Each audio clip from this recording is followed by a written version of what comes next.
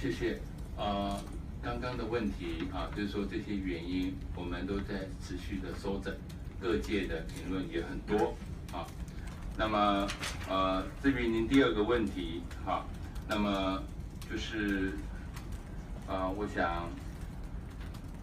我们认为历史一再证明，在民主自由跟专制集权的对决中，专制集权永远无法赢得人心。那么港府提出修改逃犯条例，引发港人、国际社会担忧港人人身安全的风险上升，其后又因为港府处置不当，造成香港今天不稳定的局势，部分人士却推卸责任的说法是相当荒谬的。我们认为不知自省、推诿卸责的态度，无助解决香港民怨。我们希望有关方面不要再自欺欺人，唯有勇于折弓醒过，提出诚意与善意，回应民众的诉求，重新建立与社会的信任感，才能真正解决问题。那么至于您说我们的这个基本的这个立场，我们是期待有关港府的相关的作为，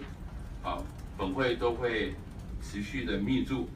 也希望港府能够正面回应民众的诉求，早日平息民怨。我们要再次说明中华民国主权独立不是任何一个国家的部分，任何国家的一部分。我们在台湾呢，人民也享有完全的民主自由，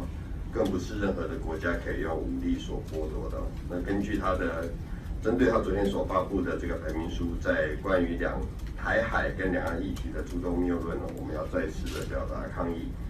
那么，中共假借两岸的议题扩张军武，扬言对台使用武力我们坚决反对跟谴责。那么，这个白皮书更让中共穷兵黩武，相信枪杆子里出政权的本质显露无遗中共的挑衅行为不但冲击两岸和平严重违反国际法和国际关系的和平原则，更挑战了区域安全秩序造成周边国家的不安跟忧虑那么我们知道从今年习5条之后，那么解放军频繁的演习那么基建在台湾周边那么抵近巡航，那么更渗透台湾社会，呼应他的一个主张，胁迫台湾接受已经破产的一个“一国两制”的主张操作这个反民主、反和平的行径更进一步诉诸战争的一个企图，这是造成那么台海跟区域情势紧张的主要的一个原因那么我们有决心，也有能力能够守护台湾的民主制度，也能够坚守台湾2300万人对于民主跟他的能够自由的选择未来的这个权利。